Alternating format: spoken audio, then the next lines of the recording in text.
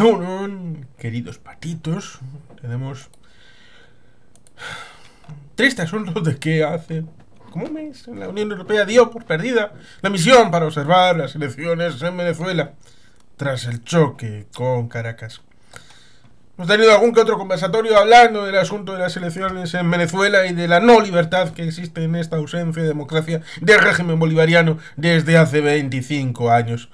La promesa hecha en 1998 de un país diferente al de la Cuarta República, del Pacto de Punto Fijo, el asunto de Hugo Chávez Frías con el golpe de febrero de 1992, olvidando el golpe de la Fuerza Aérea de octubre de 1992, el Caracazo de febrero de 1989, un mes después de la toma del segundo mandato de Carlos Andrés Pérez. Evidentemente es un asunto importante. Es una oportunidad única, una oportunidad histórica, una oportunidad de cambio, una oportunidad con un antiguo embajador en Argelia y en algún otro país, en el caso de la República de Venezuela. Mariconel Machado no ha podido ser porque no es una democracia, y una democracia sí le habría permitido ser candidata de la unidad de la oposición. Pero ya lo vimos.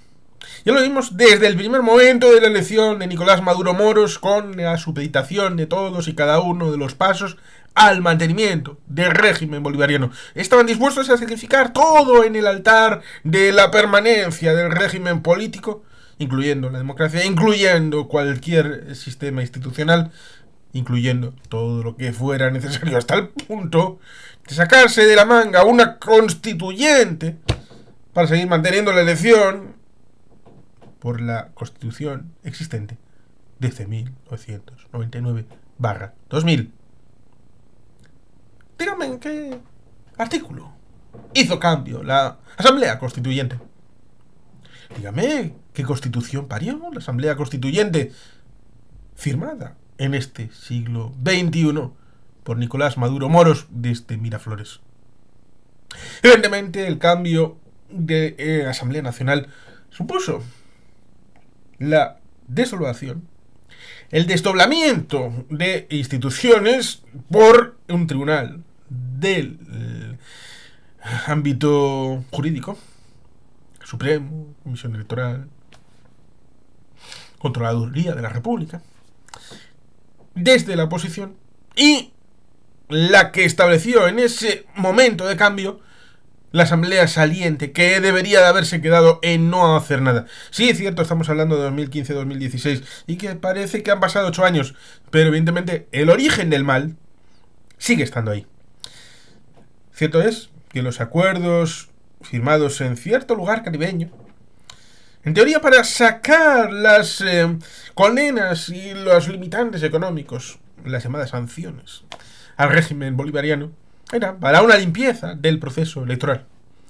Cierto es que han vendido zonas mineras para franquiciados, por no decir zonas feudales, a grupos colombianos, a rusos, a chinos, gente que no podían pagarle sino en especia, lo cual evidentemente nos lleva al hecho de que en el Esequibo hay un conflicto que cada cierto tiempo Venezuela lo sacó en el 70 el régimen de la Cuarta República, y lo saca ahora Maduro.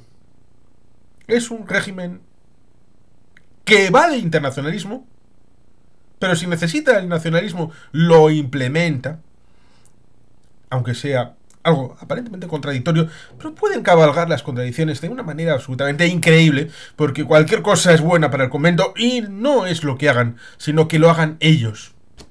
Por tanto, hay que tener mucho cuidado con estas vicisitudes en un sistema podrido y evidentemente necesitado de insumos, porque, como hemos recordado alguna que otra vez, en el ámbito económico, ya lo dijo cierto padre, cierto sacerdote de origen vasco, en la Fundación Sabino Arana, hace ya demasiado tiempo.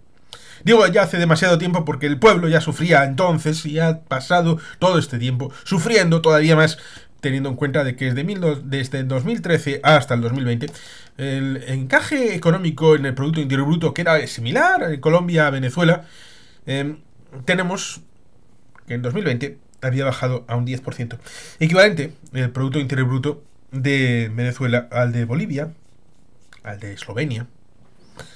Por tanto, fue una contracción brutal y una expansión brutal de los expatriados, hasta 7-8 millones de venezolanos que tuvieron que irse al extranjero. Estos dos datos deberían de dar lugar a un cambio. Y durante 4 años no se ha producido. No se ha producido el cambio. Porque los venezolanos se han acostumbrado al mal. Pero ahora hay la oportunidad de un cambio. Quiera el régimen. O mejor dicho, dentro del régimen, ¿qué sucederá respecto de la situación de las elecciones del 28 de julio, teniendo en cuenta que la situación internacional no amerita sino el restablecimiento de las sanciones debido a que el proceso puede no ser limpio porque Mariano Corina Machado fue eliminada sin contemplaciones y sin atender a los acuerdos previamente firmados? Se sucedió a otra candidata que no se dejó implementar en la presentación a través de servicios telemáticos. Para que lo digan, que hay que digitalizar las elecciones. Déjeme usted con las papeletas de papel, que en principio son bastante más verificables. Y tenemos el caso de este posible presidente de transición, en caso de ganar las elecciones presidenciales y que le dejen hacer esa evolución. Mirando a la Europa Oriental, como decía Estefanía, tenemos, como decía Nacho Montes de Oca también, mirando al caso de la transición en el ámbito de Europa Oriental, tenemos ahí un desafío importante. Y en teoría, la supervisión de la Unión Europea daría garantía a algo que, como ha comentado alguna que otra vez el amigo Xavier Grandío, que futuramente le tendremos ahí dando el callo el día de las elecciones presidenciales de Venezuela. El día 28 de julio le tendremos en su canal dando el callo con un directo explicando lo que está sucediendo en Venezuela. Seguro que será bien interesante. Tenemos ahí a Xavier recordando ese pequeño detalle de que las transiciones a veces incorporan en un primer término a aquellos que estaban antes. Por ejemplo, él recordaba el asunto del Estado español, recordando que después de la muerte del anterior jefe del Estado, bueno, ahora ya sería el anterior del anterior, pero bueno, siempre está esa foto de el anterior del anterior del anterior con el anterior y el actual, vamos que el señor Francisco con el señor Juan Carlos y el señor Felipe en una foto bien bonita sobre 3 jefes de Estado de España en una foto de su tierna infancia del señor Felipe, actual jefe del Estado, Felipe VI de Borbón y Grecia. ¿Qué fue el primer jefe de gobierno heredado? Arias Navarro. No fue sino hasta verano de 1976 cuando se estableció el gobierno de Suárez, antiguo ministro del movimiento, antiguo responsable de la televisión española franquista. Y el gobierno de la UCD, que se fue separando progresivamente hasta cubrir el cupo y dar la herencia de la UCD en 1982 al Partido Socialista Obrero Español. Alguno dice que la transición se cierra entonces, justo cuando se produce el primer traspaso de poder entre 2 formaciones democráticas elegidos en elecciones democráticas. Por tanto, la transición en Venezuela no sería ahora. Sería el inicio de la transición que durante una serie de años daría la posibilidad de reconstituir un sistema político con sistema de partidos, con sindicatos, con libertad de prensa, con una formulación de Estado estructurado de arriba abajo, con municipalidades, con sistema de financiación, con servicios públicos, con empresas que funcionen, con elementos eólicos. No depender solamente del guri para el tema eléctrico, no depender solamente del petróleo para la formulación de insumos en el ámbito del presupuesto público. Por tanto, es muy necesario todos estos elementos para entender que no es ni el final ni el principio, sino un tránsito. Bueno, igual sí es el principio de algo distinto, pero digamos que no es algo que es un punto, sino es un continuo que abre las puertas a la esperanza. Pero por eso mismo hay algunos que pueden ver peligrar sus privilegios, sobre todo cuando evidentemente habrá que hacer una generosidad y gente que ha estado en la parte de abajo que no ha tenido altas responsabilidades, tal vez tenga que librarse. Y por eso los asuntos que comentaba Xavier Grandío respecto de dar garantías de no persecución, dar garantías a aquellos que tienen necesidad estratégica de lo que Venezuela significa, ya sea en el ámbito de China especialmente, decirles que van a seguir cobrando lo que les debe el Estado venezolano. El asunto de los intereses respecto de Guyana, el Esequibo, teniendo en cuenta que los chinos tienen inversiones en la zona, que igual algún loco Iván se le ocurriría hacer una invasión de alguna manera del Esequibo para forzar a establecer un estado de excepción, forzar una suspensión de las elecciones, teniendo en cuenta de que pueden hacerse en cualquier momento desde el momento actual hasta diciembre, y que las adelantó el régimen pensando que quitando espacio y tiempo podía hacer el jibiri, el júmele, de quitar la posibilidad de juntarse a la oposición y hacerlo de manera más o menos próxima para hacer el juego trilero y quitarle, primero con la incorporación de gente como Manuel Rosales, la división del voto de la oposición, pero esto no le ha salido bien con el asunto de la agrupación del voto en el señor Edmundo,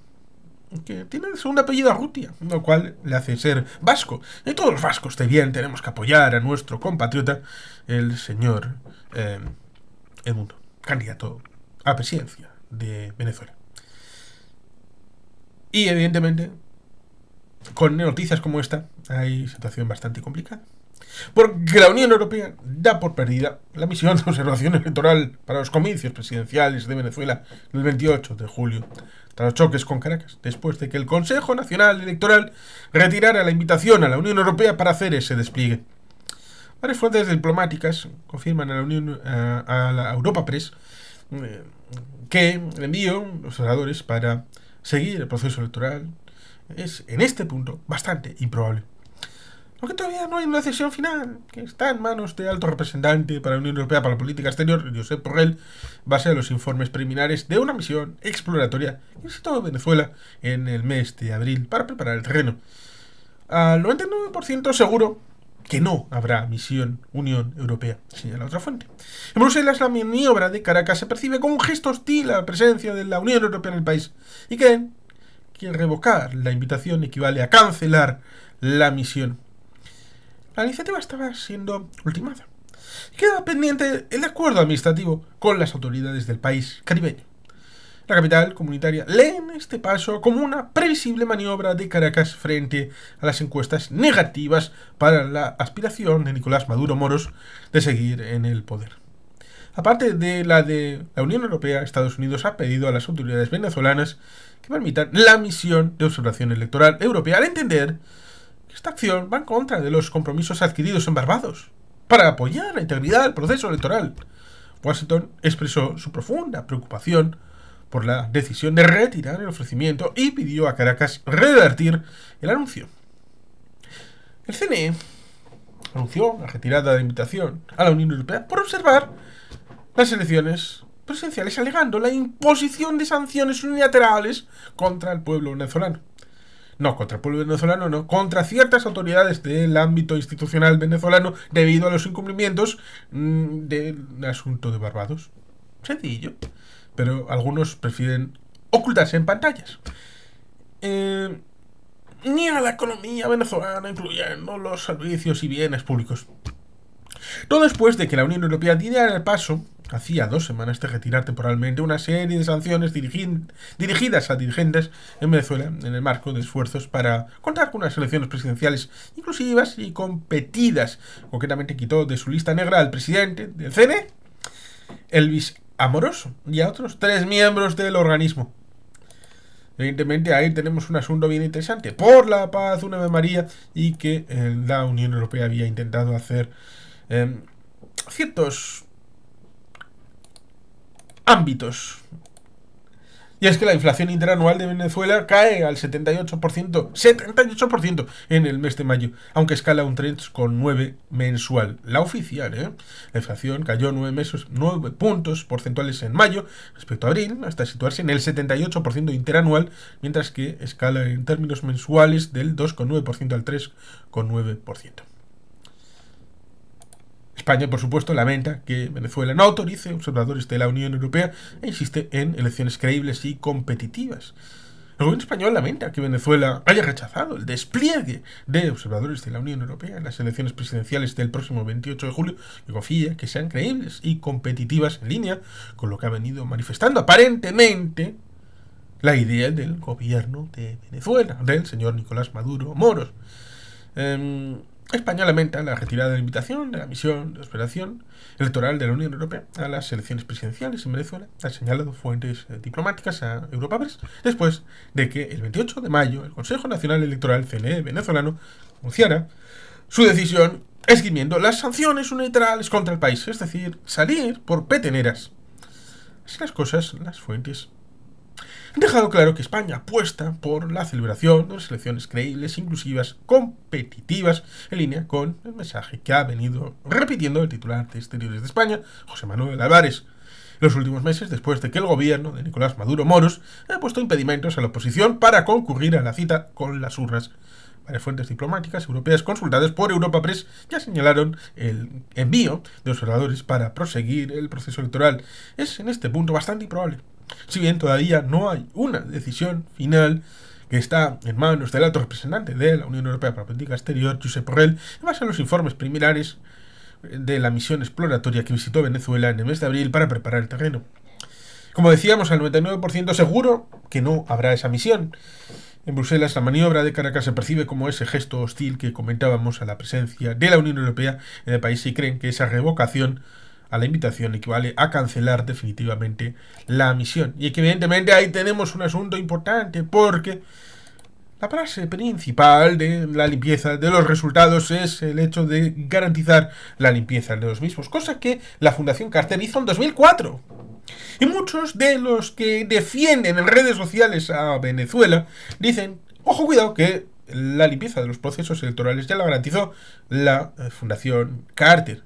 Pero lo hizo por el revocatorio de 2004, no por el proceso electoral que haya derivado en los siguientes 20 años. Porque ya hubo otro intento de proceso revocatorio, pero sabiendo que lo iban a perder, dilataron los procedimientos administrativos para que cuando llegara el momento de aceptar los procedimientos, es decir, los papeles, desde, por ejemplo, el programa de La Hojilla, el Late Night de la venezolana de televisión que yo conocí, y el Canal 8, El Público, dijeron, es que la oposición ha presentado los papeles tarde. Han llegado tarde. ¿Por qué? Pues porque han dilatado el gobierno en los trámites.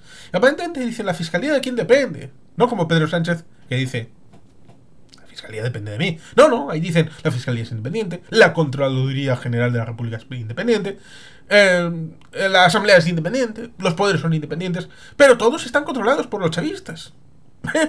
Por tanto, ¿cuál es la separación de poderes? Es una mentira bien gorda. Y por tanto, tenemos un asunto bien relevante a la hora de lo que la oposición debe de hacer. ¿Y qué es lo que debe hacer la oposición? Estar físicamente en todos los colegios de Venezuela. Es una tarea titánica, difícil, completamente difícil, pero no imposible. Otra cosa es que traten de falsificar como una empresa que hace estos servicios de no conteo digital, sino de garantía de los servicios digitales de la transmisión de datos, dijo que Venezuela había destruido la confianza de esa empresa a través de ese procedimiento, robando y manipulando los datos que la empresa decía que iba ofreciendo. Por tanto, cometieron fraude. Y la denuncia la hizo la empresa. Luego dirán, estas empresas son las que como Indra hacen el conteo en España. No, el conteo en España lo hace el miembro de la mesa electoral. Lo sé porque he estado 25 años haciendo estas cosas. Por tanto, en Venezuela hay que tener la posibilidad de estar ahí, en las mesas, desde la oposición, evitando lo que pasa en Rusia, con la situación en las urnas. Crónicas de la Estepa Rusa, lo ha denunciado en algún que otro vídeo. Ciertamente Putin, y qué decir de Xi Jinping, tienen un historial bastante curioso, sui generis, en esto de las democracias. ¿Tiene garantizado para dentro de 3 semanas el pueblo venezolano de haber elegido libremente? Claro que no. Claro que no. Ese es el asunto. ¿Cómo llegar en estas 3 semanas a un punto de cobertura de unas elecciones para la gente que lo haga en libertad? Para poder quitarse Maduro e iniciar una transición hacia la democracia, no hacia la Cuarta República, no para quedarse en la Quinta, sino para la Sexta República, libre, igual, próspera, sostenible, hermana de los países de América, capaz de avanzar en Mercosur, capaz de integrarse política, económica, socialmente en el espacio que le ha tocado, capaz de aprovechar los beneficios de la madre naturaleza en agua, minerales, petróleo, gas, para hacer prosperar al pueblo venezolano.